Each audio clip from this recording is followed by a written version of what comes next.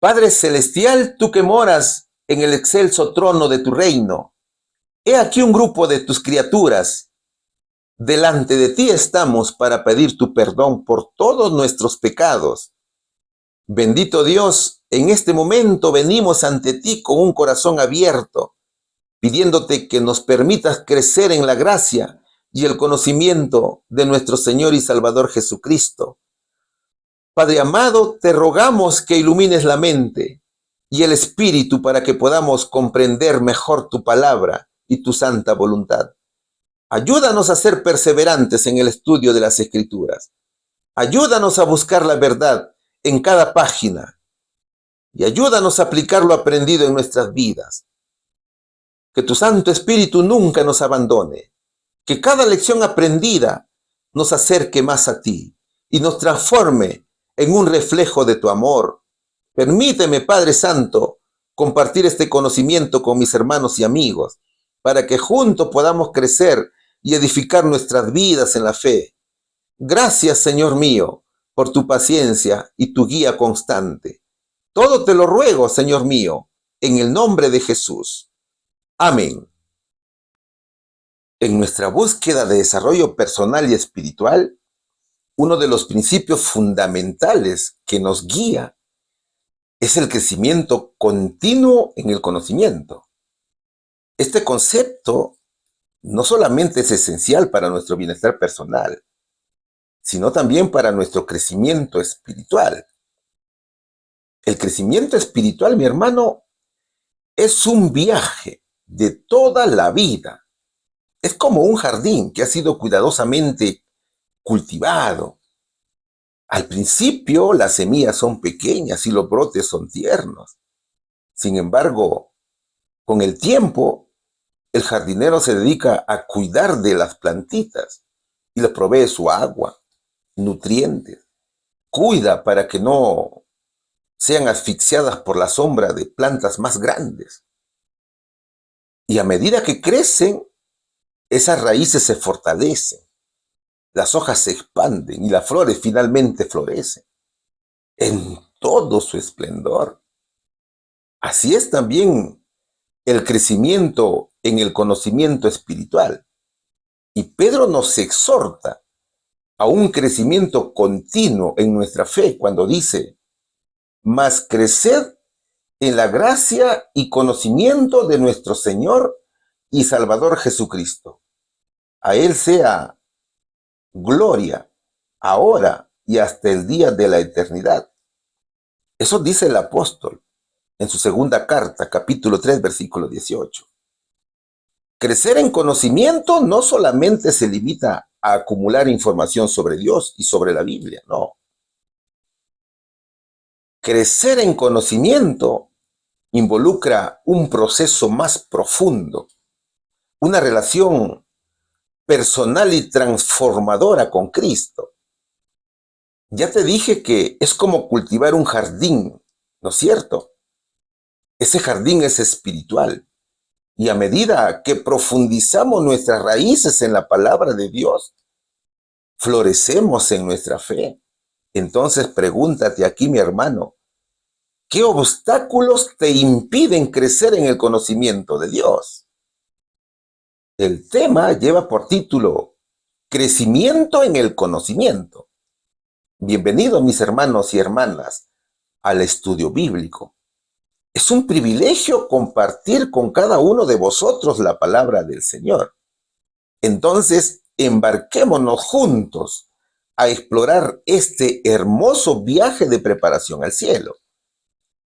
La primera interrogante dice lo siguiente: ¿qué triple conexión de amor divino presentó Jesús a sus discípulos? ¿Qué es lo que vamos a enseñar aquí? Algo tan maravilloso, dice el verso de Juan capítulo 17, versículo 26. Y yo les he manifestado tu nombre, y manifestárelo aún, para que el amor con que me has amado esté en ellos, y yo en ellos, dice el verso. Crecer en conocimiento es un viaje espiritual, que implica mucho más que acumular información teórica sobre Dios y sobre sus enseñanzas. Crecer en conocimiento se trata entonces de un proceso profundo y transformador que involucra una relación personal y cada vez más íntima con Dios. Crecer en conocimiento es un camino de madurez espiritual, donde la fe se fortalece, la comprensión se profundiza y la vida se endereza cada vez más con los principios divinos de Dios. Esta es una educación que solamente Jesús la otorga. Crecer en conocimiento significa una relación creciente con Dios. Así como las plantas que necesitan agua, sol, para crecer, ¿no es cierto? También nuestra fe necesita nutrirse de la palabra de Dios y también de la oración. Entonces, crecer en conocimiento significa cultivar esta relación, aprendiendo a escuchar su voz y a obedecer sus mandamientos. Por ejemplo, los apóstoles. Estos hombres crecieron en su comprensión de quién era nuestro Señor Jesucristo y también comprendieron su misión. También significa un proceso continuo.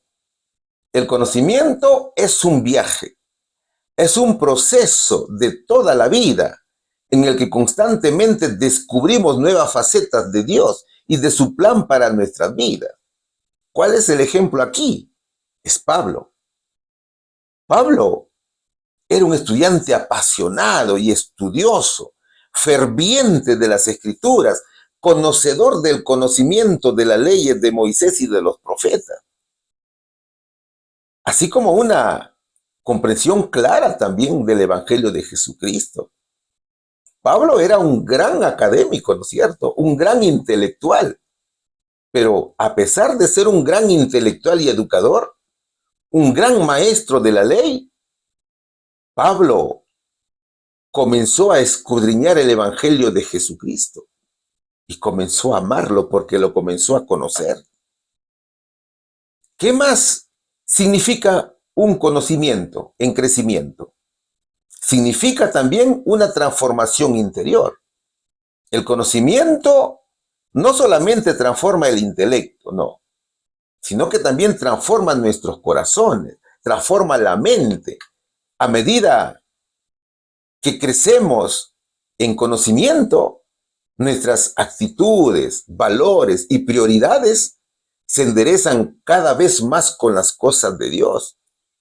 ¿Qué dice el verso? Vamos a leer el verso nuevamente, pero en la Nueva Versión Internacional de la Biblia. Yo les he dado a conocer tu nombre y seguiré haciéndolo para que el amor con que me has amado esté con ellos y yo mismo esté con ellos.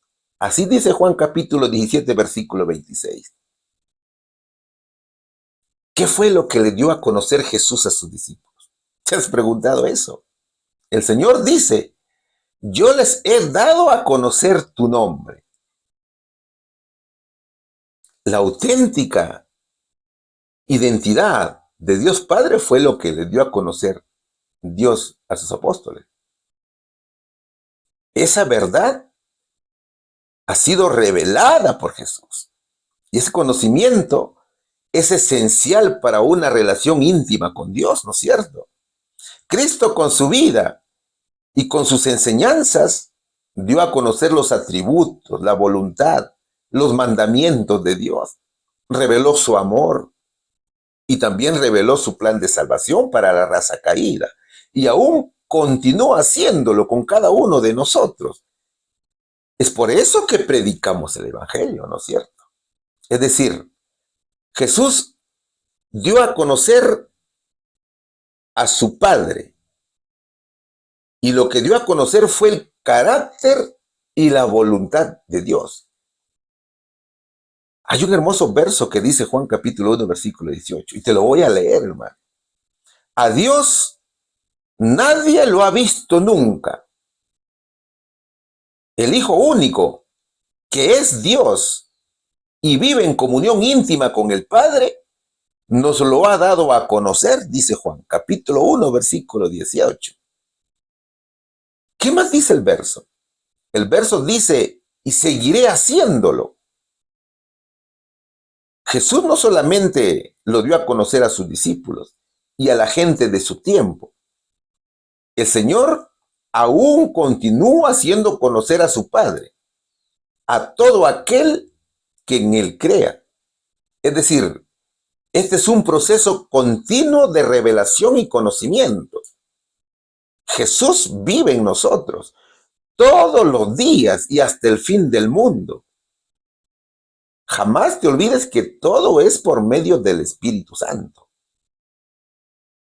¿Y qué es lo que dice Primera de Juan capítulo 4 versículo 13 de la Biblia Dios habla hoy? La prueba de que nosotros vivimos en Dios y de que Él vive en nosotros es que nos ha dado su Espíritu, dice. ¿Ve, mi hermano? También dice el verso, para que el amor con que me has amado esté en ellos y yo mismo esté en ellos. Qué bonito, hermano. El mayor deseo de Jesús es que sus hijos experimenten el mismo amor profundo y abnegado que el Padre tiene por él. Entonces, Cristo promete una presencia continua en la vida del creyente fiel. Mis queridos hermanos, el amor del cual habla Jesús abarca todas las bendiciones que Dios derrama sobre sus hijos por medio del Señor Jesucristo. Bendito sea Dios, Padre de nuestro Señor Jesucristo, que nos ha bendecido en las regiones celestiales con toda bendición espiritual en Cristo. Eso dice Pablo en Efesios capítulo 1, versículo 3. Ahora, el verso es parte de la oración del Señor Jesús a Dios Padre.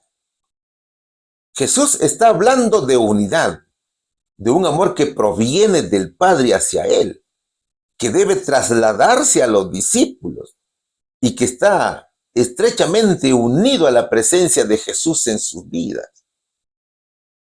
Esta conexión de amor divino es el punto central de su grandiosa oración, donde expresa sus deseos de unidad y de la influencia transformadora del amor de Dios en sus fieles siervos. El verso presenta tres conexiones importantes. ¿Qué nos revela el verso? Primero, nos revela el amor del Padre hacia el Hijo, en la cual Jesús habla del amor del Padre que le tiene a Él. Segundo, habla del amor de Jesús hacia sus discípulos. Nuestro Señor Jesucristo desea que el amor con que el Padre lo ama esté también en sus discípulos. Y tercero, la presencia de Jesús en los discípulos. Cristo menciona que Él mismo estará con sus discípulos. Es decir, hay una unión profunda y personal. Ahora vamos a preguntarnos, mi hermano, ¿qué significa el verso para mí? ¿Sabes qué es lo que significa? Primero, conocer a Dios. Es decir, debo buscar una relación personal con Dios a través de la oración, a través del estudio de la Biblia y a través de la iglesia, confiando plenamente en el amor incondicional de Dios Padre. Segundo, debo imitar el amor de Cristo.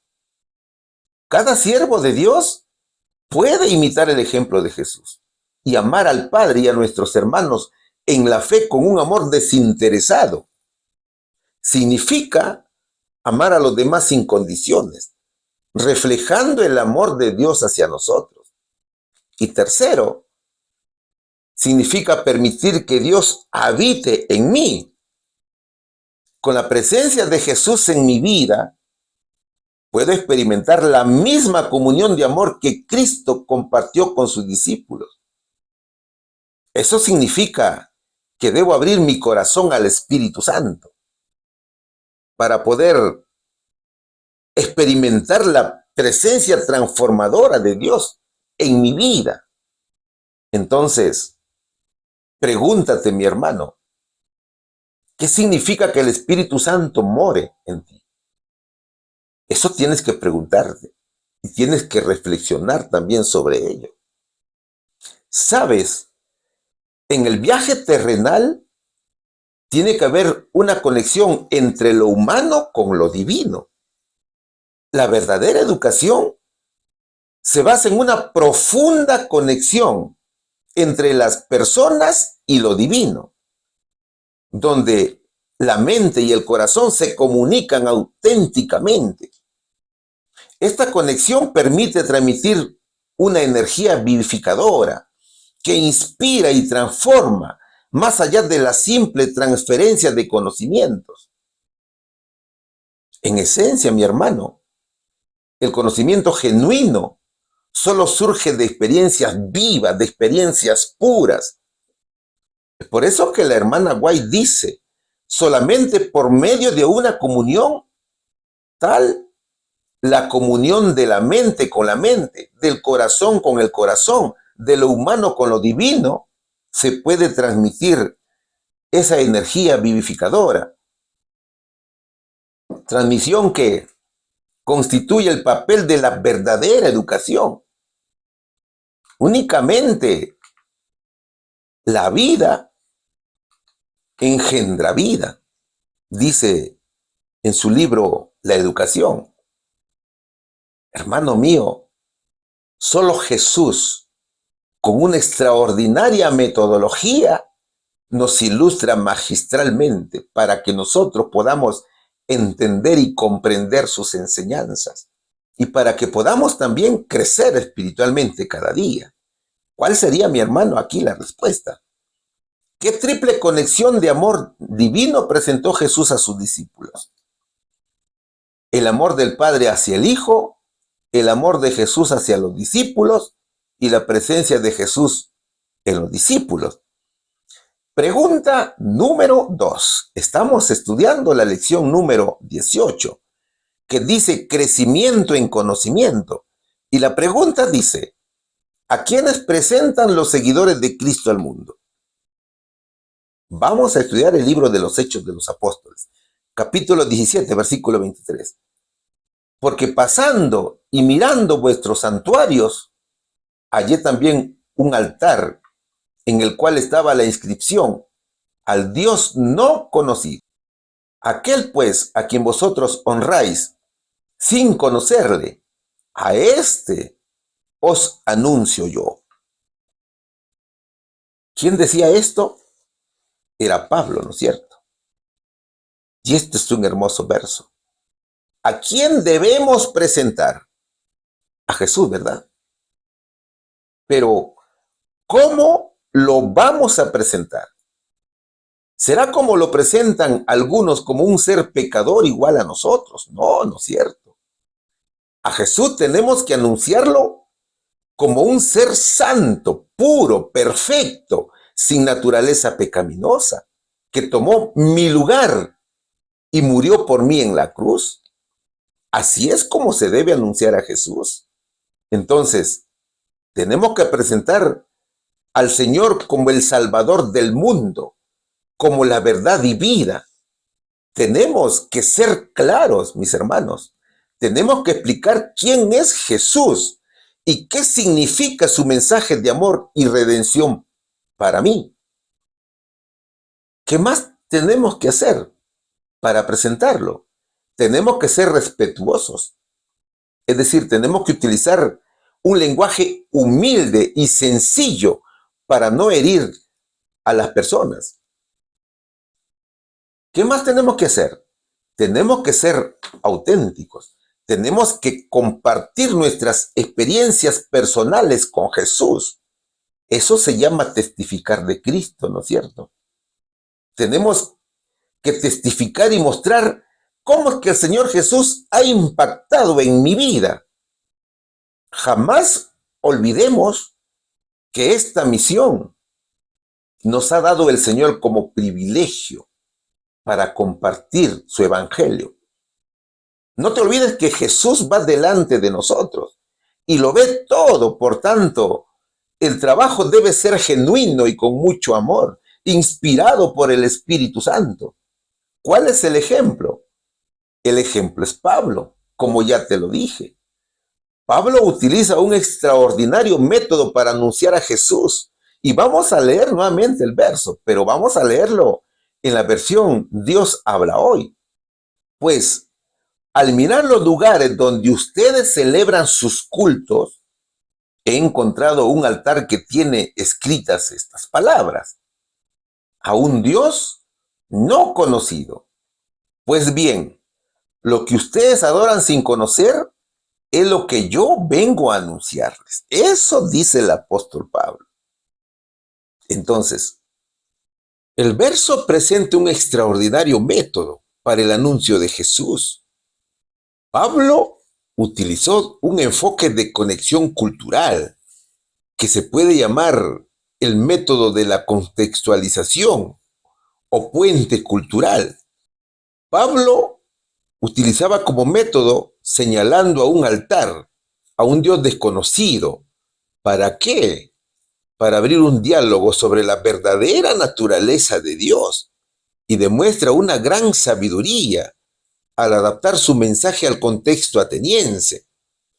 Entonces, fíjate, el apóstol, un gran académico, construyó un puente entre el mundo pagano de Atenas y el mensaje del Evangelio para dar a conocer a Jesús, en lugar de confrontar directamente las creencias paganas. Es decir, que Pablo se conecta con la curiosidad intelectual de los atenienses y aprovecha su búsqueda de lo divino. Pablo enseña que el mundo busca a Dios. Mira, la existencia del altar demuestra que incluso aquellos que no conocen a Dios tienen un sentido innato de lo divino. Es decir, cada persona nace registrada con la marca de pertenencia a Dios. Claro, el hecho de que el hombre ha pecado no significa que ya no pertenece a la creación del Señor. Eso no es así. Entonces hay una necesidad de revelarlo. Pablo no se queda callado, sino que aprovecha la oportunidad para anunciar a Jesús como el Dios de ellos, que sin saberlo ya lo estaban buscando, pero que aún no lo conocían. Entonces, la importancia de partir de lo desconocido es lo que predica Pablo. Pablo comienza por algo que los atenienses reconocían, es decir, tenían un altar, pero implícitamente estaban reconociendo a un ser divino, para luego llevarlos a una comprensión más profunda de Dios. ¿Cuáles son los elementos del método de Pablo? Tenemos por lo menos 4 elementos. El primero es la empatía y el respeto, en la cual Pablo muestra por las creencias religiosas de los atenienses y reconoce su deseo de conocer a Dios. Segundo, Pablo utiliza un lenguaje común, o sea que utiliza conceptos de los mismos pobladores para que ellos puedan entender la creación y la naturaleza de Dios. Tercero, usa el razonamiento lógico, en la cual apela a la razón, a la filosofía, a la lógica con la lógica, presentando argumentos claros y convincentes sobre la existencia y naturaleza de Dios. Y cuarto, testifica personalmente de él, o sea que comparte su propia experiencia de encuentro con el Dios vivo, mostrando cómo ha sido transformado. Ahora, este método también fue muy efectivo. ¿Por qué sabemos que fue muy efectivo? Porque permitió establecer un diálogo. Al mostrar respeto y comprensión, Pablo pudo iniciar una conversación con los atenienses en lugar de alinearlos. ¿Qué más? Hizo que el mensaje fuera relevante. Al conectar el evangelio con las inquietudes y preguntas de los atenienses, Pablo hizo que el mensaje fuera más atractivo y significativo. ¿Qué más? Demostró la universalidad de Dios. O sea que Pablo mostró que el Dios de los cristianos era también el creador de todas las cosas y el dador del la vida a todas las personas. ¿Y cómo podemos imitar a Pablo entonces? Primero, tenemos que identificar puntos en común. Pon atención, mi hermano. ¿Cómo? Hay que orar a Dios y pedir la dirección del Espíritu Santo. Y al igual que Pablo, buscar puntos en común con las personas con las que queremos presentar al Señor. Dicho en otras palabras, debo comenzar por lo desconocido. Podemos iniciar conversaciones sobre temas cotidianos y partir de allí, introducir temas espirituales. Debemos, mi hermano, destacar la naturaleza de Dios. Al igual que Pablo, debemos resaltar que Dios es el creador de todas las cosas. Y debemos también resaltar que Dios desea tener una relación personal con cada persona. Debemos revelar la verdad sobre Dios y también de su plan de salvación. Después tenemos que hablar de Jesús como la respuesta a muchas interrogantes del ser humano. Eso significa mostrar cómo Jesús puede transformar vidas. Nuestro mensaje debe ser que Cristo vino a salvarnos y también vino a responder a las preguntas más profundas del corazón humano. Debemos mostrar cómo su vida, su muerte y su resurrección nos ofrecen esperanza y propósito. ¿Qué ejemplos prácticos debemos presentar? Vamos a ver, hermanos, con ejemplos prácticos. Primero, en el trabajo. Por ejemplo, en el trabajo puedo compartir una historia personal sobre cómo la fe en Cristo me ha ayudado a superar un desafío. O podemos hablar de algo en común. Por ejemplo, si quiero compartir mi fe con un compañero de trabajo, que es un gran amante de la naturaleza y defensor del cuidado del medio ambiente, ¿qué debo hacer? Debo hablarle de la creación de Dios. ¿Cómo inicio la conversación? Puedo iniciar una conversación sobre un documental reciente sobre el cambio climático o un proyecto de reforestación en el lugar. Ahora que están, ¿no es cierto?, los incendios siendo vistos a menudo en todo el mundo. Entonces, puedo aprovechar estas situaciones. Entonces, a partir de allí, puedo señalar cómo la Biblia enseña que Dios nos ha encargado cuidar la tierra y cómo es que Jesús vino a restaurar todas las cosas. Segundo, también puedo hacerlo con los vecinos. Por ejemplo, aquí puedo organizar eventos o grupos de estudio sobre temas bíblicos. También puedo visitarlos y conversar con ellos. Pensemos en que quieres hablar con tu vecino, que le gusta el cultivo de las plantas. En este caso, ambos disfrutan de la naturaleza, encuentran belleza en las pequeñas plantas que tiene el vecino en su jardín y valoran la creatividad. Esos son los temas en común, ¿no es cierto? Entonces, ¿cómo inicia la conversación con tu vecino? Tú le dirías: qué hermoso jardín que tiene usted, vecino. Estoy sorprendido por su cuidado. ¿Cuál es tu planta favorita? Tienes que preguntarle. Seguro que el vecino te va a decir: muchas gracias, vecino, me gusta cuidar mucho de las plantas. Soy fanático de las plantas. La verdad es que todas me gustan, pero las orquídeas son mis favoritas. Son tan delicadas y hermosas.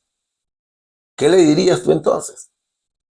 Claro que tú también le vas a decir: a mí también me encantan las orquídeas, porque a ti te gusta la naturaleza. ¿No es cierto? Porque a través de la naturaleza Dios te está educando. Entonces, tú le dirías: vecino, las orquídeas son como pequeñas obras de arte de la naturaleza. ¿Cuál sería la conexión con la prédica de la palabra de Dios? Aquí vas a iniciar a hablar de Dios. ¿Y qué le vas a decir? Tú le vas a decir A veces cuando observo la naturaleza, no puedo evitar asombro por la complejidad y belleza de todo lo creado por Dios. Me recuerda a un versículo de la Biblia que dice: los cielos proclaman la gloria de Dios y el firmamento anuncia las obras de sus manos. Entonces estás hablando del Salmos capítulo 19, versículo 1. Creo que Dios nos ha dado la capacidad de apreciar la belleza de la naturaleza como una forma de conectarnos con Él y de experimentar su amor. Dios es un gran arquitecto, ¿verdad, vecino? Eso tienes que decirle al vecino. Ahora, tienes que compartir tu testimonio. Ese vecino tiene que escuchar tu testimonio. Tú tienes que decirle: ¿sabe, vecino? Hace poco estaba pasando por un momento difícil y decidí dar un paseo por el parque. Y mientras observaba los árboles y las flores, sentí una paz increíble. Me di cuenta que Dios siempre está presente y está en todo lugar. Incluso está con nosotros en los momentos más difíciles. ¿Y qué vas a hacer luego? Le vas a hacer una invitación. Tú le vas a decir: vecino, ¿podríamos organizar una pequeña reunión en mi casa para compartir nuestras fotos de la naturaleza y hablar sobre lo que significa para nosotros? ¿Qué más le vas a decir al vecino? Vecino, allí en esa reunión, te voy a contar muchas cosas. Allí te voy a contar un poco más sobre cómo mi fe me ha ayudado a encontrar propósito en la vida. ¿Te das cuenta? Tercero, puedes también hablar del Dios no conocido en las redes sociales. ¿Cómo? Tú puedes compartir mensajes positivos y alentadores que reflejen los principios divinos, mensajes que nos induzcan a reflexionar en Dios. Entonces, mira, cuando vamos a hacer la obra misionera, tenemos que tener presente varios aspectos. Además de tener conocimiento, entendimiento y comprensión, tenemos que ser sabios. Es decir, tengo que orar por sabiduría. Debo pedir al Espíritu Santo que guíe mis conversaciones y me dé las palabras adecuadas para hacerlo. También debo ser asertivo y empático. No te vayas a olvidar. ¿Eso qué significa? Significa que debo mostrar un interés genuino por la otra persona y también de sus intereses, pensando que yo también fui como él. Debo mostrar un buen trato y un vocabulario sencillo y humilde. Debo practicar la escucha activa, es decir, debo escuchar activamente. Debo estar atento a lo que el hermano a quien yo estoy predicando me está contando. Debo permitir que la otra persona se exprese y comparta sus propias experiencias. ¿Qué más? Debo ser paciente. Todo sabio es paciente, ¿no es cierto? Todo sabio, mi hermano, se caracteriza por su paciencia. El sabio se caracteriza por ser rápido para escuchar, pero tardo para contestar. ¿Ve, mi hermano? Debo comprender que construir relaciones lleva tiempo. Es decir, debo comprender que el Espíritu Santo va a obrar en la persona. Por tanto, no debo esperar resultados inmediatos. A veces cometemos el error que predicamos a la persona y ya queremos que al siguiente día vaya a la iglesia. Y eso es un gran error. Y estamos ahí, insistiendo al hermano: vamos a la iglesia, hermano. ¿Cuándo vas a la iglesia, hermano? No, hay que esperar con paciencia que el Espíritu Santo convenza a la persona. Y será el poder del Espíritu Santo quien lo lleve a la iglesia. ¿Ve, mi hermano? Hay que ser prudentes. ¿Ve? Entonces, hay muchas maneras de presentar a Jesús. Nuestros testimonios juegan un papel importante para predicarlo. Entonces, mi misión es dar a conocer a Jesús al mundo y rescatar almas para Dios. Eso es nuestra misión, queridos hermanos. con paciencia, con humildad, con sabiduría, con empatía, practicando la escucha activa. ¿Cuál sería la respuesta aquí? ¿A quién presentan los seguidores de Cristo al mundo? A Jesús, a quienes aún muchos no conocen. Pregunta número 3. Seguimos estudiando la lección número 18, que lleva por título Crecimiento en conocimiento. ¿Qué sucede cuando no se valora el conocimiento recibido de Dios? ¿Qué es lo que vamos a estudiar aquí? Romanos, capítulo 1, versículos 21 y 25, que dice lo siguiente. Porque habiendo conocido a Dios, no le glorificaron como a Dios, ni rindieron gracias.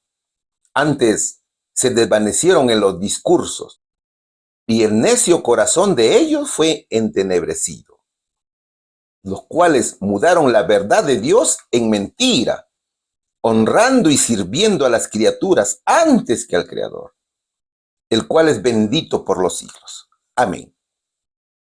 A ver, vamos a ilustrar estos versos. ¿Cómo es que, conociendo a Dios, nos volvemos necios? Mira, pon atención aquí. Con el pecado de Adán y Eva, todos somos pecadores de nacimiento, ¿verdad, hermanos?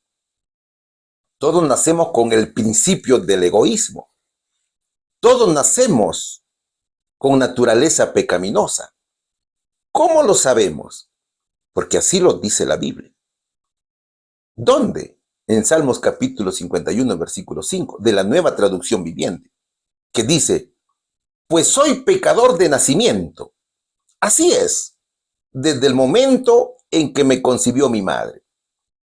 Entonces mira, como somos pecadores de nacimiento y nacemos con el principio del egoísmo, nacimos muertos espiritualmente hablando.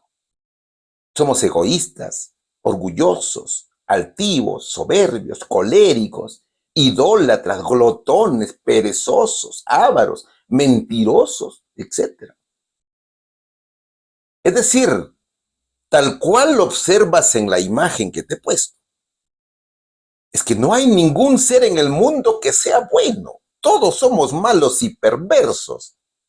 ¿Cómo lo sabemos, mi hermano? Porque así lo dice Romanos capítulo 3, versículos 10 y 23 de la Biblia Dios habla hoy. Pues las escrituras dicen, no hay ni uno solo que sea justo. Todos han pecado y están lejos de la presencia gloriosa de Dios. Solo que Dios, mi hermano, es un Dios de amor. El Señor no abandonó al hombre con la caída en el pecado, no, sino que prometió rescatarlo de la esclavitud. El hombre nace esclavo del pecado, ¿no es cierto? El Señor, mi hermano, en su infinita misericordia, daría una oportunidad al ser humano. ¿Cómo sabemos eso? Porque Ezequiel capítulo 36, versículo 26 también lo dice. En esta versión de la Biblia, Dios habla hoy, es mucho más comprensible aún, que dice, pondré en ustedes un corazón nuevo y un espíritu nuevo. Quitaré de ustedes ese corazón duro como la piedra y les pondré un corazón dócil.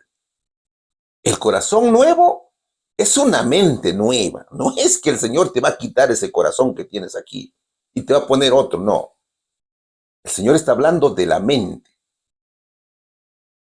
Entonces, el corazón nuevo es una nueva mente, una nueva forma de pensar que va acompañado por una nueva comprensión de la verdad que nos es proporcionada por la palabra de Dios. Es decir, cuando el hombre busca a Dios y se arrepiente, toda la maldad que existe en el corazón humano es destituido por el poder del Espíritu Santo. Y es la tercera persona de la deidad quien mora en la mente que ha sido liberada del pecado. Es decir, la naturaleza pecaminosa es subyugada por el poder de Dios.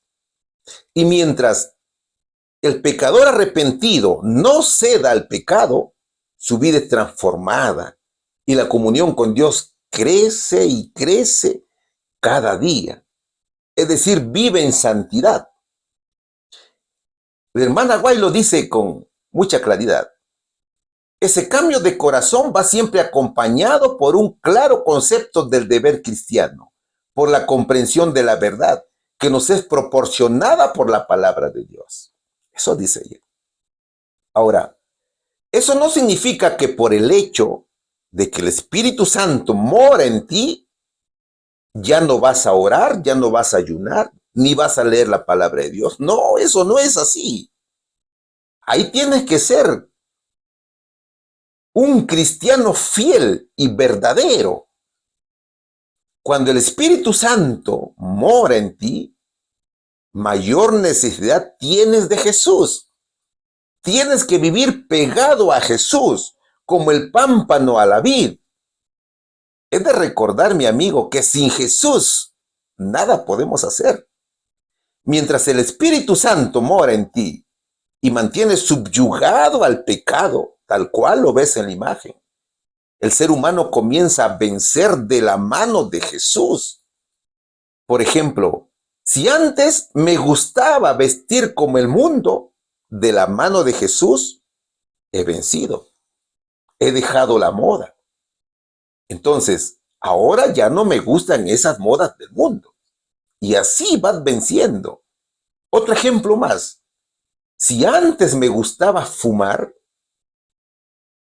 y me di cuenta que estaba mal, cuando ya vives con Cristo vas a vencer ese mal.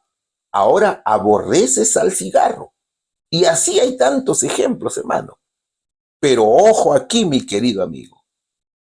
Eso es mientras el Espíritu Santo mora en ti. Sin embargo, no te olvides que esa naturaleza pecaminosa que está subyugada, que está encarcelada por el Espíritu Santo, no ha sido destruida. Ahí está encarcelada, está amarrada para que tú vivas libre, pero no la destruye el Espíritu Santo. Así como lo ves en la imagen. ¿Sabes cuándo será destruida esa naturaleza pecaminosa? Cuando venga Jesús por segunda vez.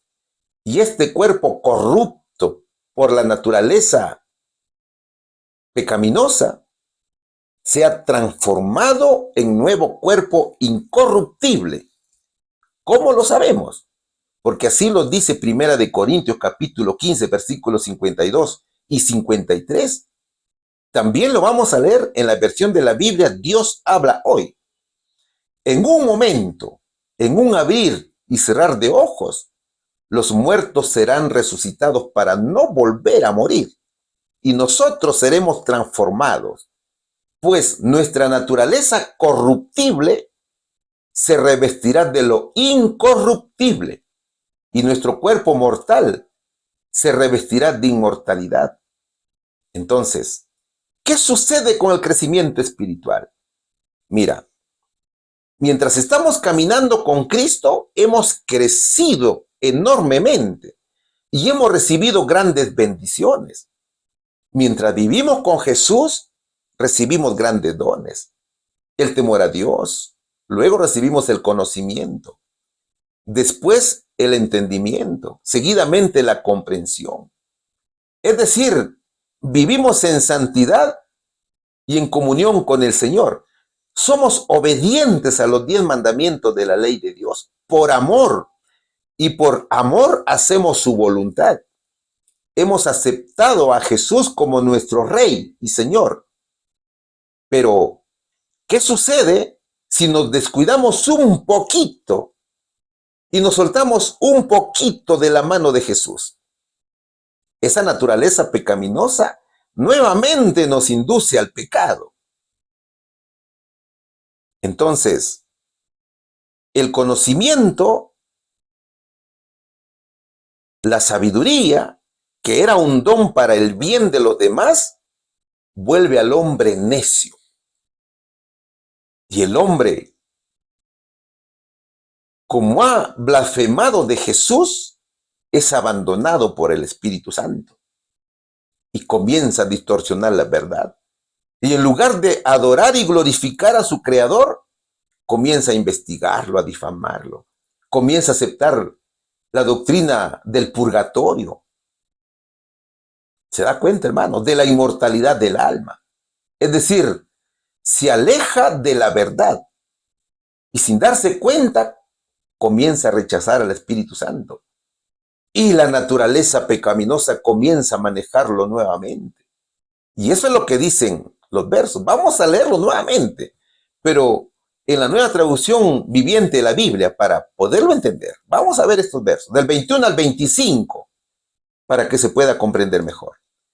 Es cierto, ellos conocieron a Dios, pero no quisieron adorarlo como Dios ni darle gracias.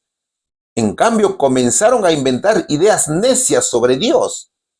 Como resultado, la mente les quedó en oscuridad y confusión.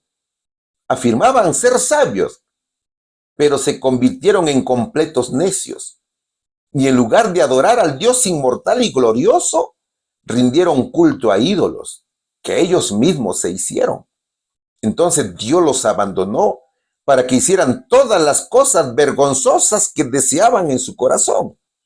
Cambiaron la verdad acerca de Dios por una mentira. Y así rindieron culto y sirvieron a las cosas que Dios creó, pero no al Creador mismo, quien es digno de eterna alabanza. Amén. Mis hermanos, Dios es un caballero. Dios es respetuoso de nuestras decisiones. Y cuando el hombre se niega a dejarlo morar en su corazón, es cuando el humano piensa que ya lo sabe todo y lo puede hacer todo. Entonces comienza a hablar del Señor, pero de una manera mala. Entonces comienza a hablar mal de Jesús y también se iguala a Jesús. Entonces mira, la tercera persona de la deidad abandona la morada que había hecho en el corazón humano. ¿Y quién toma su lugar? Es el diablo. Es por eso que el Señor dice, entonces Dios los abandonó para que hicieran todas las cosas vergonzosas que deseaban en su corazón. ¿Se da cuenta, hermano? Es el diablo quien nuevamente toma la morada en el hombre. Es que muchas veces el ser humano, teniendo conocimiento de Dios, obedece lo que le dice su líder. Y al obedecer a su líder o a dejarse llevar por lo que dicen los hermanos, sabiendo que están mal, sin darse cuenta está dejando partir al Espíritu Santo. Y su corazón se vuelve nuevamente necio como al principio, es decir, como era antes de conocer a Jesús. Incluso usted puede intervenir dándole a conocer la verdad, pero esa persona ya no cree. Esa persona o ese hermano piensa que él tiene la razón. Y es que eso es lo que le dice la naturaleza pecaminosa, ¿cierto? Por eso que el verso dice que su mente les quedó en oscuridad y confusión. ¿Y sabes por qué? Porque inventa cosas que son mentiras sobre Dios. Te invito, mi hermano, a poner pausa al video y lee nuevamente estos versos para que te des cuenta que así es como se producen las cosas. Ahora, observa también lo que dice el testimonio. Si descuidáis o tratáis con indiferencia las amonestaciones que Dios ha dado, si albergáis o excusáis el pecado, estáis sellando el destino de vuestra alma. Seréis pesados en la balanza y hallados faltos, o serán retirados para siempre la gracia, la paz y el perdón, dice Testimonios para la Iglesia. Entonces, la hermana White dice que cuando eso sucede es porque se está excusando al pecado. Es decir, estamos tomando al pecado como algo ligero, como algo liviano, no como algo peligroso ni mortal. ¿Se da cuenta? Entonces, solos nos estamos condenando a la muerte eterna. Ya conocemos el ejemplo de los israelitas, ¿no es cierto? Los israelitas desobedecieron a Dios y comenzaron a aceptar otras doctrinas. Por eso que Dios los abandonó. Entonces, jamás pienses que el Señor tolerará tales cosas. Mi hermano querido, es muy peligroso aceptar doctrinas falsas. Es muy peligroso apartarse de los caminos de Jesús para aceptar doctrinas y mandamientos humanos. Hay que tener cuidado aquí, mi querido hermano. Cuando se excusa el pecado, Dios quita su protección y nos deja a merced del maligno. Es por eso que Jesús decía, cuando un espíritu maligno sale de una persona, va al desierto en busca de descanso.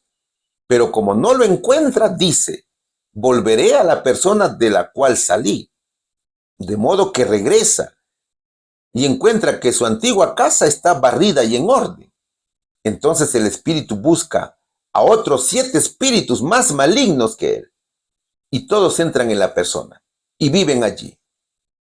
Y entonces esa persona queda peor que antes, dice Lucas, capítulo 11, versículos 20 y 28. Entonces mira, así trabaja la naturaleza pecaminosa. A veces tú no quieres hacer esas cosas, pero es la naturaleza pecaminosa la que te hace cometer esos pecados. Mis hermanos, aferrémonos a Jesús, seamos inteligentes y jamás nos comparemos con el Señor Jesucristo. Jamás aceptemos la inmortalidad del alma, jamás aceptemos el purgatorio, jamás aceptemos la idolatría. No aceptemos esas cosas, mis hermanos. Algo que es totalmente erróneo. Jesús es santo, es puro, es perfecto, sin mancha. La vida eterna nos espera. Solo tenemos una única oportunidad en la vida y es precisamente para prepararnos para la venida de Jesús. El Señor vino a cumplir la misión de salvarnos de la condenación eterna. ¿Cuál es aquí la respuesta, mis queridos hermanos? ¿Qué sucede cuando no se valora el conocimiento recibido de Dios? El creyente se vuelve necio y comienza a predicar a un Jesús pecador. Se comienza a predicar y a aceptar doctrinas que en nada contribuyen a nuestro crecimiento espiritual, mis queridos hermanos. Pregunta número 4. ¿Cuál es la base del conocimiento genuino? Vamos a leer Romanos capítulo 7, versículos del 7 al 9. ¿Qué pues diremos? ¿La ley es pecado? En ninguna manera. Empero yo no conocí el pecado, sino por la ley. Porque tampoco conociera la concupiscencia, si la ley no dijera no codiciarás. Mas el pecado, tomando ocasión, obró en mí por el mandamiento. Toda concupiscencia, porque sin la ley el pecado está muerto.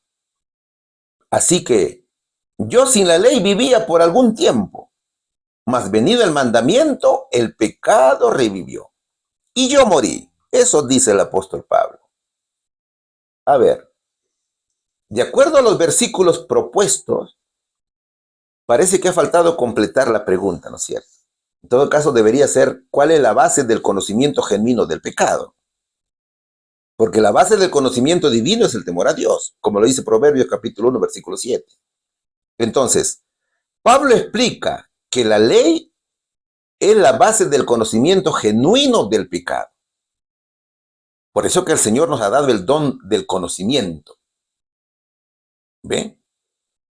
Ahora, él dice que no habría conocido el pecado, excepto por medio de la ley, que le revela y que le enseña o que le muestra lo que es pecado. La ley le mostró que codiciar era un pecado, y a través de esa revelación, él se dio cuenta de su propia naturaleza pecaminosa que vive en él. La base del conocimiento genuino, por lo tanto, es la comprensión de la ley de Dios. que nos revela nuestras transgresiones, que nos revela la necesidad de gracia. Sin la ley no podríamos tener una percepción clara de lo que es el pecado. Y por ende, mi hermano, no podríamos entender nuestra necesidad de redención. Es como que Pablo dijera, yo creía que la ley era solamente un código o algo literal, pero me di cuenta que la ley es también espiritual porque abarca los pensamientos. Entonces Pablo dice, no solamente peco en acciones, sino también en pensamiento. ¿Y qué dice Romanos capítulo 7, versículo 14 de la Nueva Traducción Viviente? Por lo tanto, el problema no es con la ley, porque la ley es buena y espiritual. El problema está en mí, porque soy demasiado humano, un esclavo del pecado, dice el versículo. Recién Pablo se da cuenta que la ley es también espiritual. Pablo dice, concluimos pues que la ley es santa y el mandamiento es santo, justo y bueno. Entonces, mira, no solamente pecamos en acciones, en robar, en no matar, no, sino el mismo pensamiento es también pecado. ¿Cuándo pecó Eva? ¿Cuando comió el fruto o cuando lo codició? Cuando lo codició, ¿no es cierto? Es decir, pecó primero en pensamiento. ¿Te das cuenta cómo actúa el astuto pecado? Si usted se pone a pensar, hasta en el sueño pecamos. Es por eso la importancia de orar a cada momento, porque a cada momento pecamos. Ahora, si hay alguien que dice que ya no peca, es porque miente, hermano, ¿no es cierto?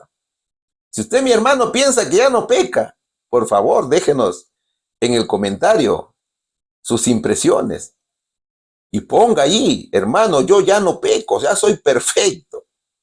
¿Ve? Pablo dice que no hay justo ni aún uno. Así que todos necesitamos de Cristo, mis hermanos.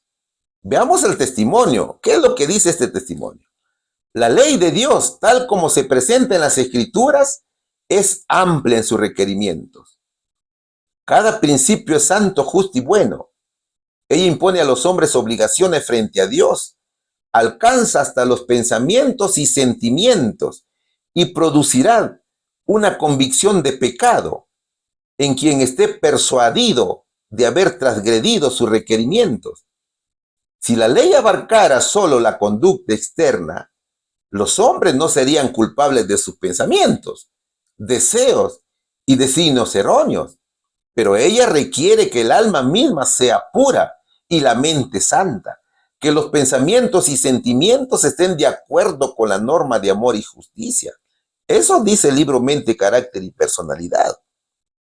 Hermanos míos, mientras la ley refleja el carácter de Dios, el amor de Dios, el pecado es un poder, es un principio que se llama egoísmo y se opone al amor de Dios. Es el pecado quien reacciona cuando hablamos a la gente de Jesús. ¿Por qué crees que la gente te rechaza cuando predicas el Evangelio? Es por el pecado que reacciona, porque se siente cómodo morando en el pecador y no le gusta que el Espíritu Santo lo sujete, que el Espíritu Santo los subyugue. ¿Qué dice Romanos capítulo 7, versículo 7? En la Nueva Traducción Viviente de la Biblia. Ahora bien, ¿acaso sugiero que la ley de Dios es pecaminosa? De ninguna manera. De hecho, fue la ley la que mostró mi pecado. Yo nunca hubiera sabido que codiciar es malo si la ley no dijera, no codicies. La ley tiene muchos requerimientos, ¿no es cierto? Y hay que preguntarnos, ¿podemos cumplir los requerimientos de la ley solos con nuestros propios medios? ¿Qué significa todo esto que dice el verso? Primero, significa que la ley no es el problema. El apóstol magistralmente explica que la ley de Dios es santa, justa y buena, pero también revela la naturaleza pecaminosa de la humanidad. Aunque la ley muestra lo que es correcto, también pone de manifiesto la incapacidad del ser humano para cumplirla plenamente, debido a la influencia del pecado. Es decir, no es la ley la que causa el pecado, sino que nuestra naturaleza pecaminosa la que nos lleva a desobedecerla. Sin la ley, no habría una comprensión clara de lo que es el pecado. Por tanto, nos muestra la necesidad de un Salvador. ¿Qué dice Romanos, capítulo 7, versículo 18 al 20, de la Nueva Traducción Viviente de la Biblia? Yo sé que en mí, es decir, en mi naturaleza pecaminosa, no existe nada bueno. Quiero hacer lo que es correcto, pero no puedo. Quiero hacer lo que es bueno, pero no lo hago. No quiero hacer lo que está mal, pero igual lo hago. Ahora, si hago lo que no quiero hacer, realmente no soy yo el que hace lo que está mal, sino el pecado que mora en mí. Eso dicen estos versos. ¿Qué más? Segundo, la ley revela el pecado. Es mediante la ley que somos conscientes de nuestros pecados. O sea que la ley actúa como un espejo que nos muestra nuestras propias deficiencias y la brecha que existe entre nosotros y la santidad de Dios. Pablo dice que no tenemos capacidad para cumplir la ley por nuestros propios medios. Nosotros somos incapaces de obedecer perfectamente la ley de Dios. Por ejemplo, una persona que comienza a leer la Biblia y encuentra el mandamiento "no codiciarás", se da cuenta por primera vez de que la codicia puede ser un problema en su vida. Entonces reconoce que a menudo desea lo que otros tienen. Ese reconocimiento genera una lucha interna. La persona quiere seguir la ley, pero se siente atraído por esos deseos. Este reconocimiento de la codicia como pecado, gracias a la ley, lo hace buscar a Jesús para vencer. Pero hay algo hermoso que nos dice la ley. La buena noticia es que con Cristo podemos vencer esos pecados y vivir una vida que agrada a Dios. Romanos capítulo 7, versículo 8 de la Nueva Traducción Viviente de la Biblia dice lo siguiente: pero el pecado usó ese mandamiento para despertar toda clase de deseos codiciosos dentro de mí. Si no existiera la ley, el pecado no tendría ese poder. Pablo afirma que el conocimiento de la ley, o el conocimiento de los 10 mandamientos, puede hacer que las personas sean más conscientes de sus propios deseos pecaminosos. Es decir, el pecado se vuelve más evidente cuando encuentra una norma que se puede transgredir. El pecado es astuto, mis hermanos, y utiliza la ley como una oportunidad para aumentar el deseo y la rebelión. Y esa es la lucha interna que tenemos todos nosotros. Por ejemplo, vamos a reflexionar que alguien nos dice que no debemos comer dulces. Por ejemplo, reflexiona, mi hermano, que alguien te dice que no debes comer dulces. Al principio, quizás no te importen mucho los dulces, pero una vez que te prohíben comerlos, tu deseo se agranda. Tu deseo por ellos puede aumentar. Esa prohibición ha hecho que los dulces parezcan más atractivos inclusive. ¿Cómo se llama eso que aumenta el deseo entonces? Eso es la naturaleza pecaminosa, ¿no es cierto?, que vive en nuestra mente. Entonces, hay que reconocer que hay una lucha.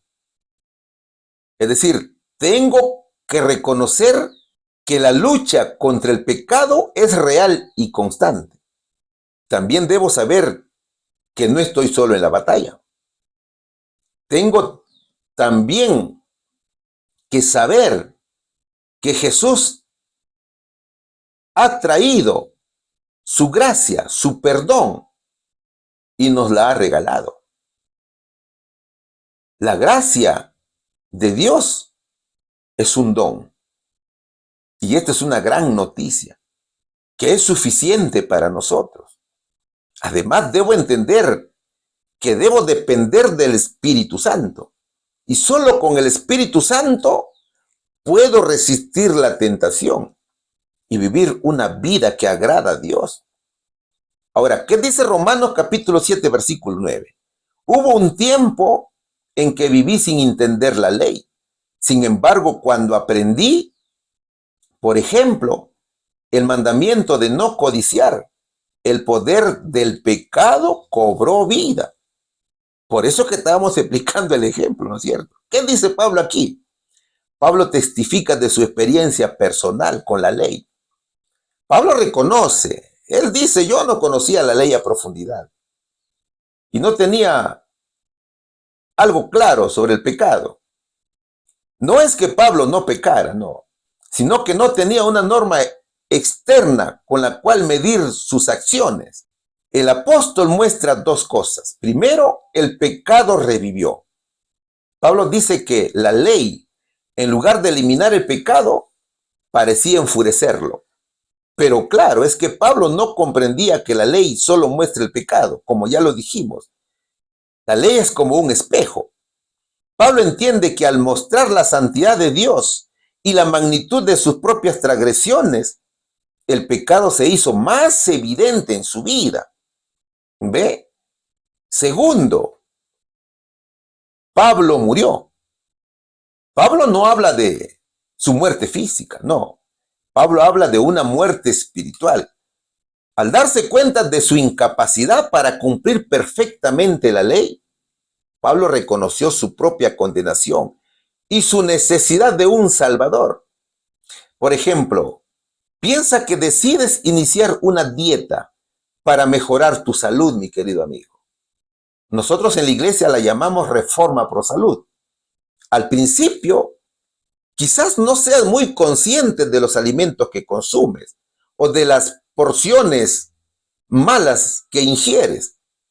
Eso es como vivir sin la ley. En el versículo de Pablo, eso es como vivir sin la ley en el versículo de Pablo. O sea que no tienes una norma clara a seguir, porque nadie te dijo que es malo lo que estás comiendo, ¿no es cierto? Sin embargo, cuando estableces una dieta específica y comienzas a leer las etiquetas de los alimentos, te das cuenta que la cantidad de azúcar, de grasas saturadas y de otros ingredientes que tienen esos alimentos no son saludables.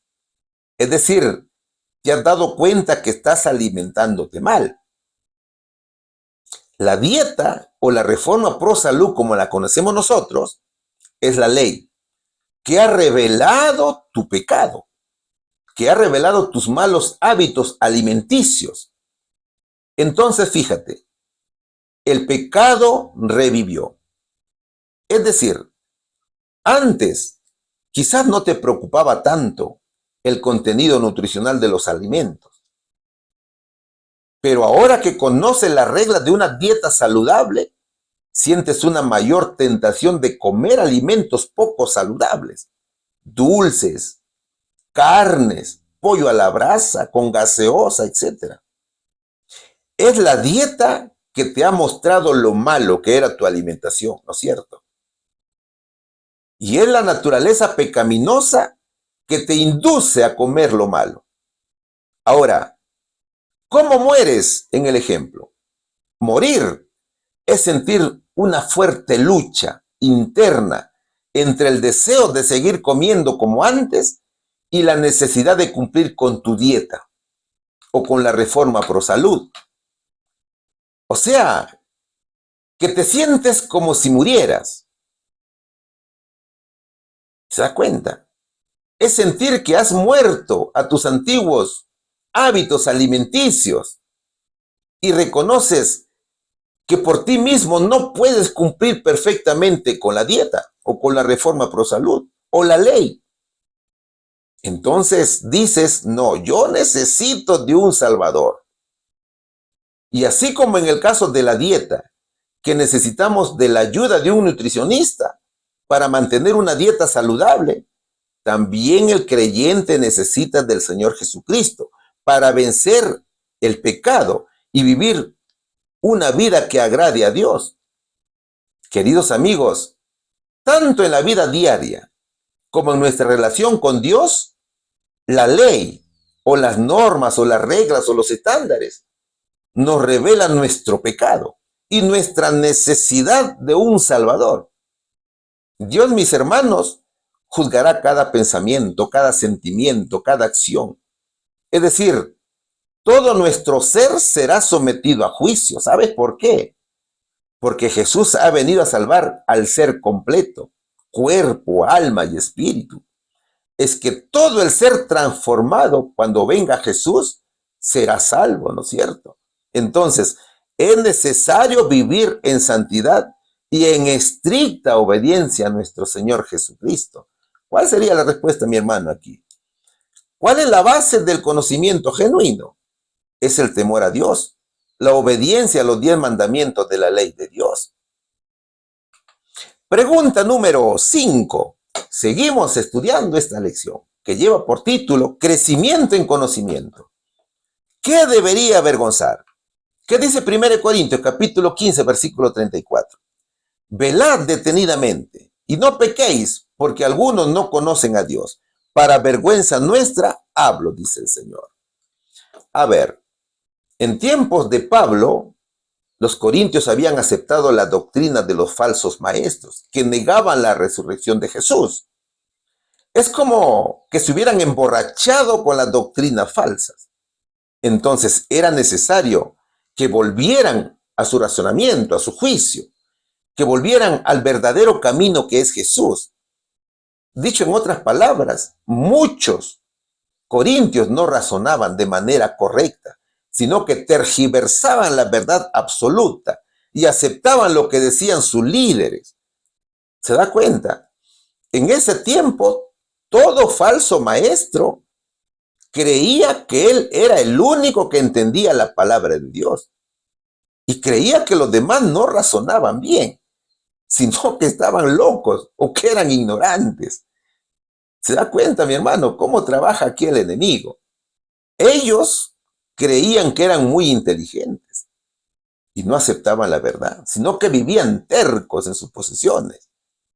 Dicho en otras palabras, eran muy inteligentes y sabios, pero en la doctrina humana. Estos falsos maestros eran los gnósticos, que afirmaban que eran salvos por el conocimiento.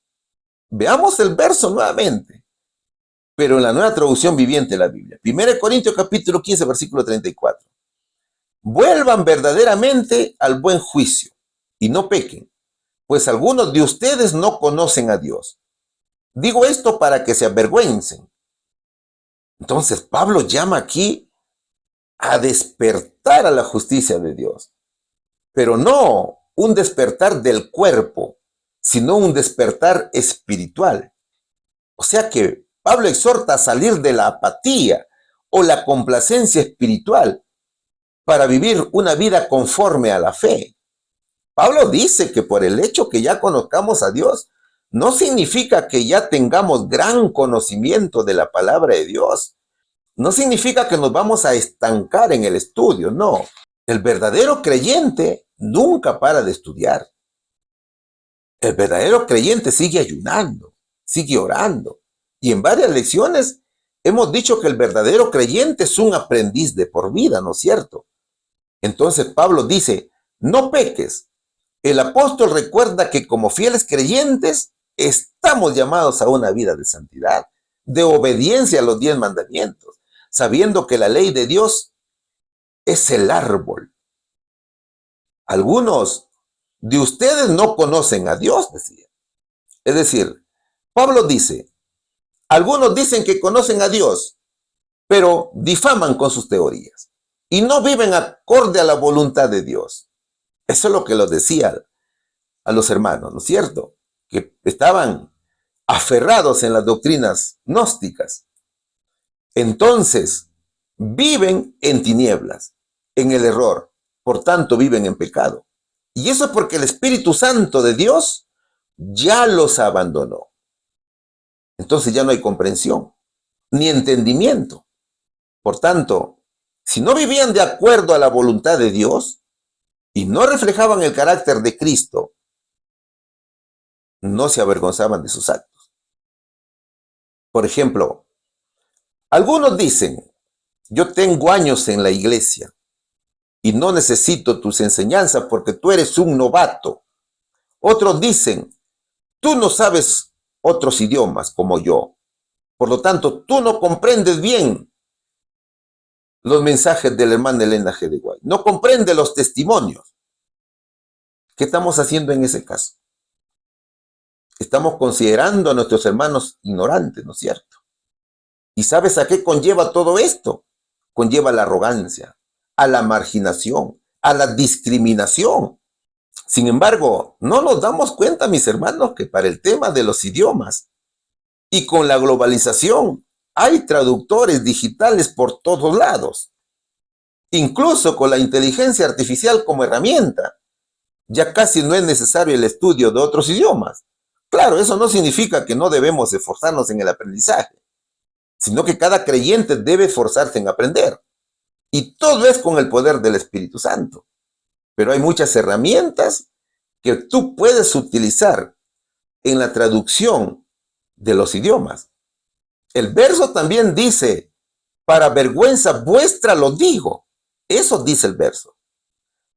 Pablo expresa su tristeza al ver que algunos de sus hermanos en la fe estaban viviendo de una manera que traía deshonra al nombre de Cristo. Entonces, viendo estos versículos, ¿quién nos está exhortando aquí, Pablo? El versículo nos invita a reflexionar sobre nuestra propia vida cristiana. ¿Cómo hacerlo?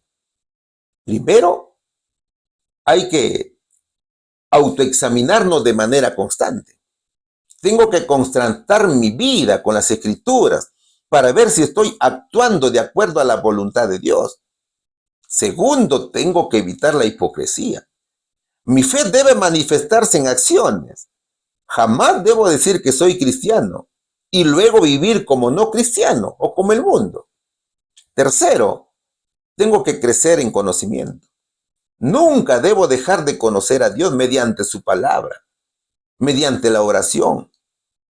Claro, pidiendo la guía del Espíritu Santo. Cuarto, tengo que ser ejemplo. Mi vida debe ser testificar del poder transformador de Cristo. Debo enseñar la sana doctrina y nunca debo reemplazar lo que dice la Biblia con filosofías del mundo, sabiendo que a Dios no le agrada eso. Eso era lo que hacían los gnósticos en tiempos de Pablo. Y quinto, debo corregir mis caminos. Mira, en caso yo identifique áreas con debilidades en mi vida que no glorifican a Dios, debo arrepentirme, debo pedir perdón y debo cambiar. Todo es gracias al Espíritu Santo.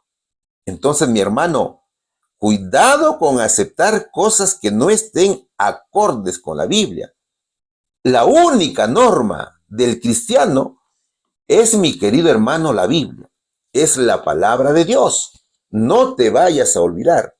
No hay mandato humano que reemplace a la palabra de Dios. Eso tenemos que mentalizarnos. Solo tenemos que basarnos a lo que dicen las Sagradas Escrituras. ¿Cuál sería la respuesta aquí, mi querido hermano? ¿Qué debería avergonzar?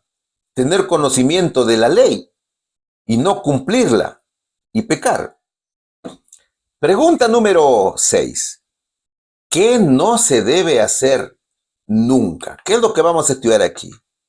Vamos a estudiar Gálatas capítulo 4, versículos 8 y 9. Antes, en otro tiempo, no conociendo a Dios, servíais a los que por naturaleza no son dioses. Mas ahora, habiendo conocido a Dios, o más bien siendo conocidos de Dios, ¿cómo os volvéis de nuevo a los flacos y pobres rudimentos en los cuales queréis volver a servirnos? Dice la palabra de Dios. Cada creyente es libre de tomar sus propias decisiones, ¿verdad? Una elección entre vivir bajo los rudimentos del mundo y vivir como un hijo de Dios. El verso presenta tres estados del creyente: antes de su conversión, durante su conversión y cuando cae en apostasía. Antes de su conversión, el ser humano vive en ignorancia, vive esclavo del pecado. Es decir, es hombre natural, que vive en idolatría, en donde adora distintos dioses, como la fama, el dinero, al mismo ser humano, ídolos de yeso, de madera. Vivimos en costumbres que no agradan a Dios, etc. Y muchas veces rechaza a Jesús, porque piensa que hace lo bueno, hasta que somos convencidos de pecado por el Espíritu Santo. Entonces nos convertimos, nos arrepentimos y venimos a Jesús. Este es el tiempo en el cual el hombre conoce a Dios, en donde el fundamento de este conocimiento es Cristo. Es Jesús su esperanza y vive con Él. Crece espiritualmente, le obedece por amor, porque lo ha aceptado como rey. Y tercero, cuando el creyente cae en apostasía, es decir, cae en pecado intolerable, en pecado voluntario, entonces se aparta de Dios y se vuelve incrédulo. Puede congregar en la iglesia, pero el Espíritu Santo que moraba en él lo ha abandonado. Mira, mi hermano, lo importante es servir a Jesús sin mirar atrás, sabiendo que cuando vivimos con Él, estamos seguros, pero sin Él vivimos en peligro. Un día el Señor Jesucristo dijo: en cuanto a la piedra, cualquiera que caiga sobre ella quedará hecho pedazos. Y si la piedra cae sobre alguien, lo hará polvo. Dice Mateo capítulo 21, versículo 4. De la Biblia Dios habla hoy. Muchos hermanos de la iglesia de Galacia vivían en esta situación. Y Pablo expresa su extrañeza y preocupación por la regresión espiritual de algunos creyentes. Es decir, en lugar de crecer, estaban retrocediendo. Muchos estaban volviendo a prácticas legalistas y rituales vacíos. Es decir, que muchos de los hermanos estaban regresando a los ritos de la ley ceremonial. Y de esta manera estaban desconociendo el cumplimiento profético de Jesús. ¿Te das cuenta? Veamos los versos, pero en la Biblia Dios habla hoy, de Gálatas capítulo 4, versículo 8 al 9. Entonces, cuando ustedes no conocían a Dios, eran esclavos de seres que en realidad no son dioses. Pero ahora que ustedes han conocido a Dios, o mejor dicho, ahora que Dios los ha conocido a ustedes, ¿cómo es posible que vuelvan a someterse a esos débiles y pobres poderes y hacerse sus esclavos? Pablo dice: si Cristo nos conoce, y si tú ya lo conoces a Cristo, no tienes por qué retroceder. Eso dice Pablo. Entonces el apóstol recalca y dice: es Dios quien nos conoce primero. Es decir, mi hermano, lo fundamental es que Dios nos conozca en el sentido de una relación íntima y de aceptación, ¿no es cierto? A que nosotros conozcamos a Dios. Es que cuando Dios nos conoce, nos tiene presente. Acuérdate de las palabras de juicio que dijo el Señor Jesucristo y preocúpate en esto. ¿Qué dice Mateo capítulo 7, versículo 21 a 23? No todos los que me dicen Señor, Señor, entrarán en el reino de los cielos, sino solamente los que hacen la voluntad de mi Padre Celestial. Aquel día muchos me dirán: Señor, Señor, nosotros comunicamos mensajes en tu nombre, y en tu nombre expulsamos demonios, y en tu nombre hicimos muchos milagros. Pero entonces les contestaré, nunca los conocí. Aléjense de mí, malhechores. Son duras frases del Señor. Claro, eso significa de que seremos borrados del libro de la vida por nuestras malas decisiones.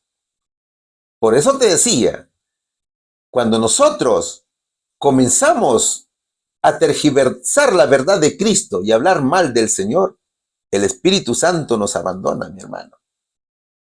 Y ese abandono acarrea grandes consecuencias. Qué triste será ese día. Qué triste será cuando muchos estén seguros que alcanzaron la vida eterna porque pensaron haber hecho la voluntad de Dios y escuchen decir de boca del Señor, nunca os conocí. Entonces, ¿qué es lo que no debemos hacer nunca?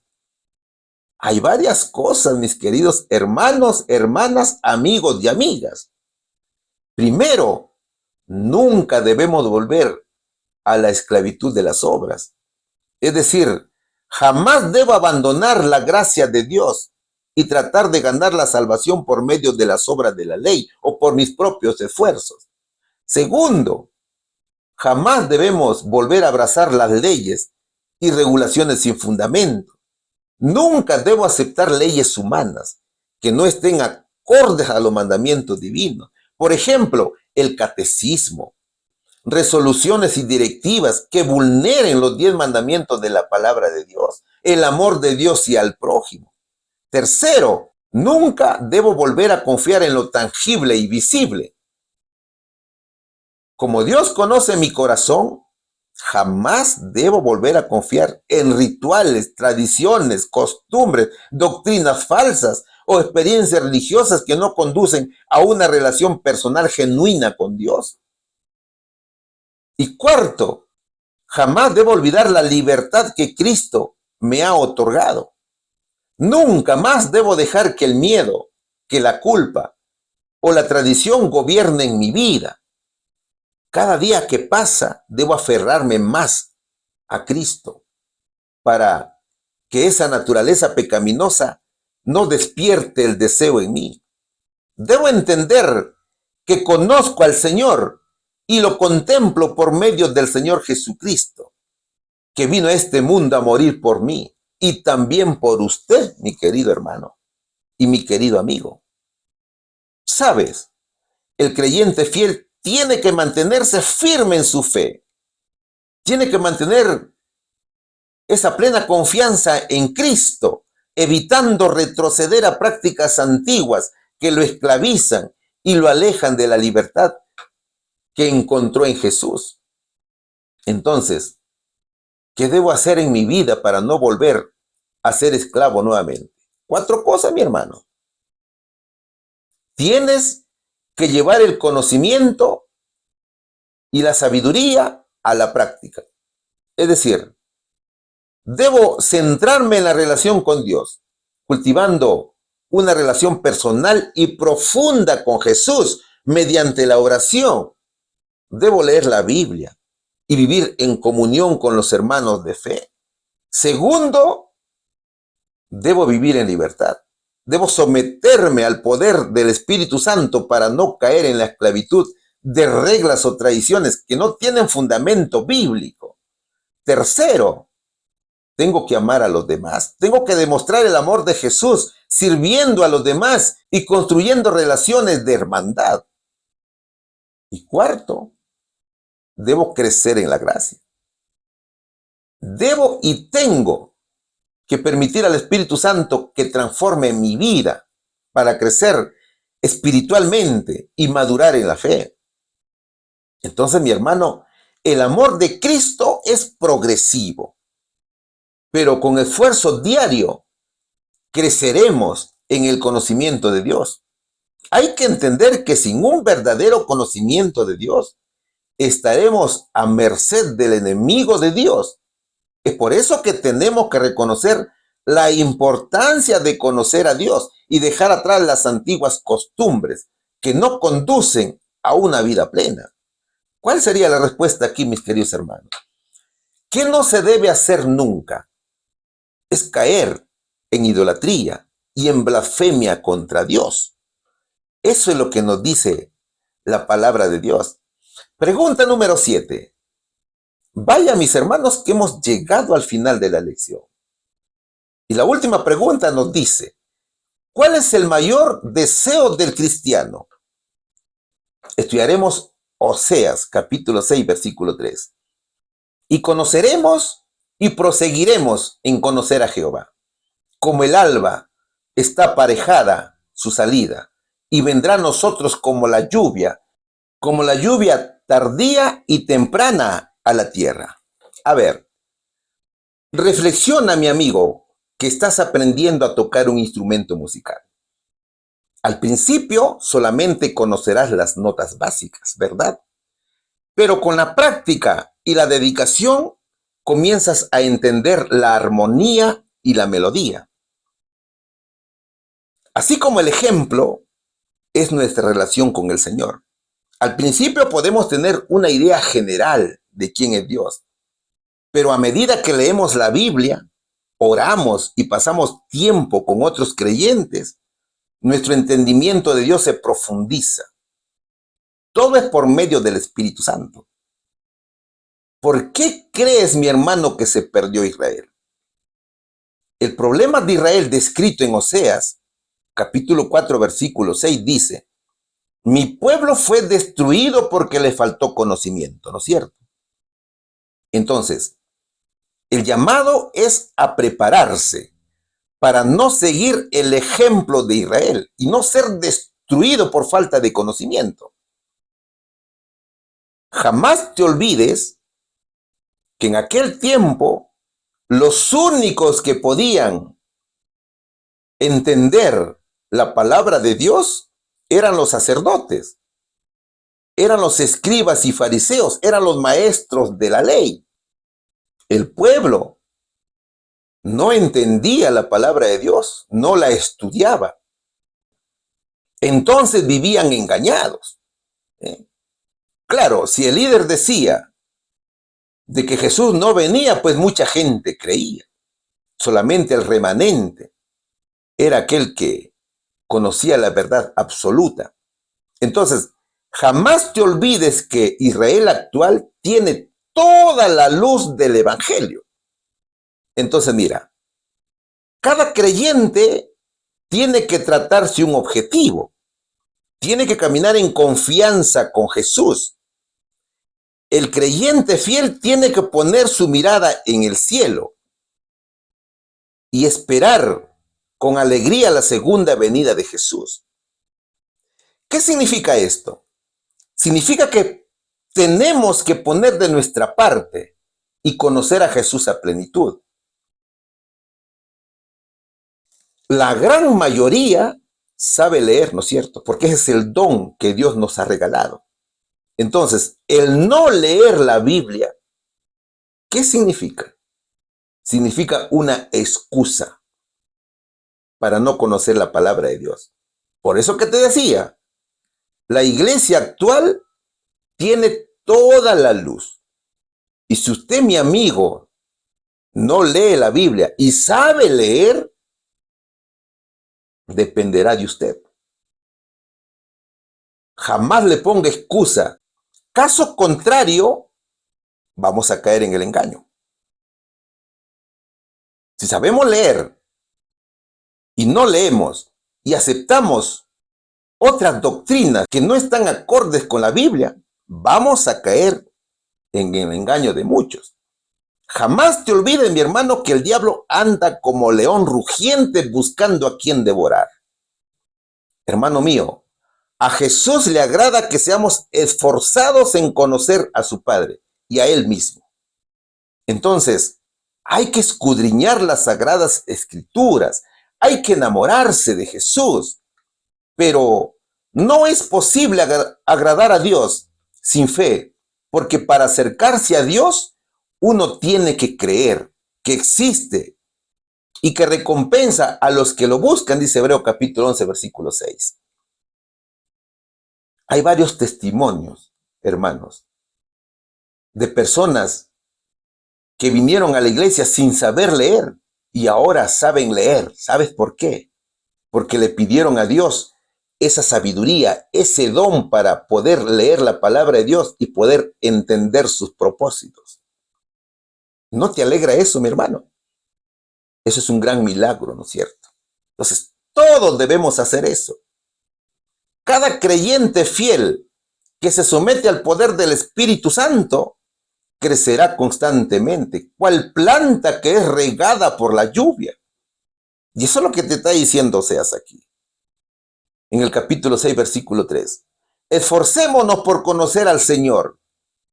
El Señor vendrá a nosotros, tan cierto como que sale el sol, tan cierto como que la lluvia riega la tierra en otoño y primavera, dice. Entonces, ¿qué nos enseña el verso? El verso enseña la importancia de conocer a Dios. No hay mejor tema que conocer al Señor Jesús. Dios invita a ir más allá de un conocimiento superficial. El Señor, mi hermano, exhorta a profundizar en nuestra relación con Él. Segundo, nos enseña la promesa de la presencia de Dios. Al igual que el amanecer es inevitable, y al igual que la lluvia fertiliza la tierra, la presencia de Dios en nuestras vidas es segura y nos hace crecer espiritualmente. ¡Qué bonito, hermanos! Tercero, nos enseña la necesidad de buscar a Dios. Debemos esforzarnos por conocer al Señor, tal cual una planta necesita agua para crecer.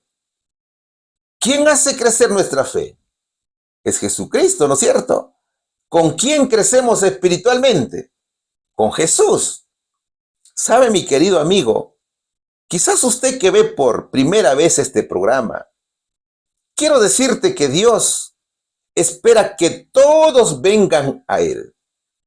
Dios, mi querido amigo y mi querida amiga, no quiere que nadie se pierda, sino que todos se salven. Pero el Señor también ordena que para vivir con Él tenemos que prepararnos, tenemos que buscarlo. 4 cosas debemos hacer, mis queridos hermanos. Primero, orar. De eso no te olvides nunca.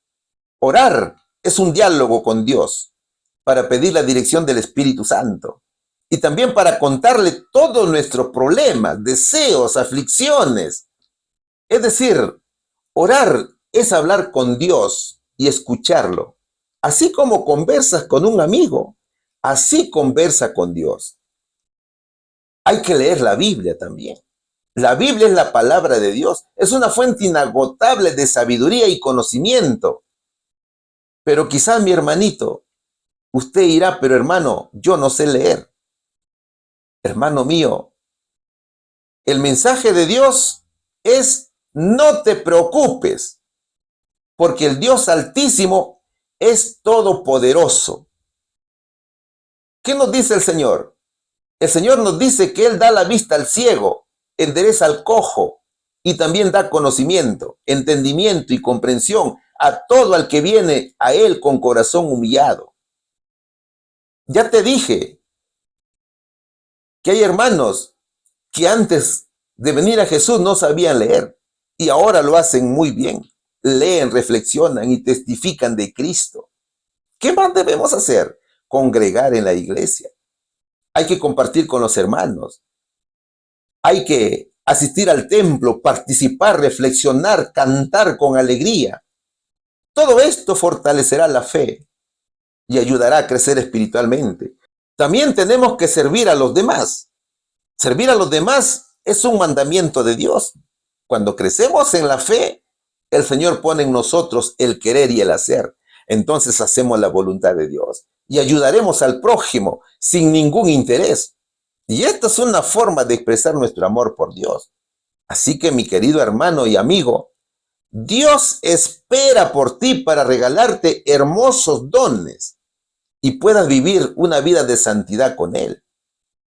Acuérdate que no va a transcurrir mucho tiempo antes que veamos a Jesús, nuestro Salvador, en quien tenemos puestas todas nuestras esperanzas de la vida eterna. Así que anímate, mi amigo. Ven pronto a la iglesia. porque el Señor te está esperando. Puede que sea el último llamado que te haga el Señor. Entonces, hay que aceptar ese llamado. Venga mi querido hermano, venga mi querido amigo, venga con la familia, venga con la esposa y viva una vida feliz con Cristo. ¿Cuál sería aquí la respuesta? ¿Cuál es el mayor deseo del cristiano? El mayor deseo es conocer a Jesús a profundidad, hacer su voluntad y esperar su segunda venida. Mis hermanos, ¿qué decimos de la lección? Estuvo muy interesante, ¿verdad? Hoy hemos aprendido cómo es el crecimiento en conocimiento, cómo el amor fluye entre el Padre, el Hijo y los creyentes. Es decir, cómo es el amor del Padre hacia el Hijo, el amor del Hijo hacia los creyentes fieles y cómo es la presencia de Jesús en sus siervos. Todo es conexión divina. Entonces, cuando conocemos el amor de Dios hacia nosotros, tenemos que presentarlo al mundo. Para aquellos que no lo conocen, también puedan vivir en comunión con Dios. ¿Cuál es el mejor ejemplo que hemos visto? Es Pablo, ¿no es cierto? Pablo presentó a Jesús en un territorio que era totalmente idólatra. Atenas era un lugar considerado el centro de la sabiduría y filosofía mundial humana de aquel entonces, pero vivía sumergido en la incredulidad. En Atenas había muchas estatuas que eran adoradas por ellas. Entonces Pablo entendió que Jesús aún no era conocido allí. ¿Qué hizo el apóstol? Pablo, con el corazón afligido por la idolatría que practicaban los atenienses, presentó a Jesús como el Dios no conocido. Entonces mira, cuando nacemos en el mundo, en verdad no conocemos a Jesús.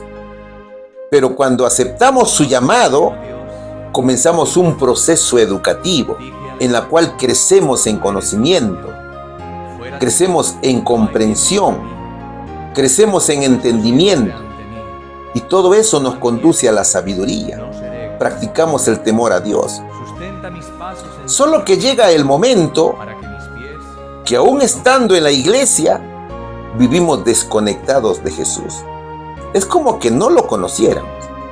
Entonces comenzamos a aceptar tradiciones, costumbres y doctrinas erróneas o del mundo. Es que el pecado nuevamente nos vence y nos lleva a rebelarnos contra Dios. Entonces mira, la base del conocimiento divino es Cristo, ¿no es cierto? Y la base del conocimiento del pecado es la santa ley de Dios, los 10 mandamientos, que nos muestran y nos revelan el carácter de Dios. Entonces, mi hermano, la ley es santa, justa y buena. Por tanto, vivamos como quiere Dios. Sigamos una vida de santidad. Oremos y digamos: Señor Jesús, guíame, guárdame, bendíceme. Cristo, el ser puro, santo y perfecto e inmaculado, viene pronto.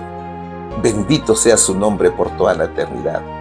Que Dios los bendiga grandemente, mis hermanos, en el nombre de Jesús. Amén. Feliz sábado. Vamos a orar para concluir. Bendito Padre Celestial, al finalizar esta lección te agradezco por cada momento compartido. Te ruego que bendigas a cada uno de nosotros en nuestro camino, que tu paz y tu amor nos acompañen siempre y que podamos seguir creciendo en fe y conocimiento. Cuida de nosotros y si es tu voluntad, permite que nos reunamos nuevamente para compartir tu mensaje. Todo te lo ruego, mi Señor, en el nombre de Jesús. Amén.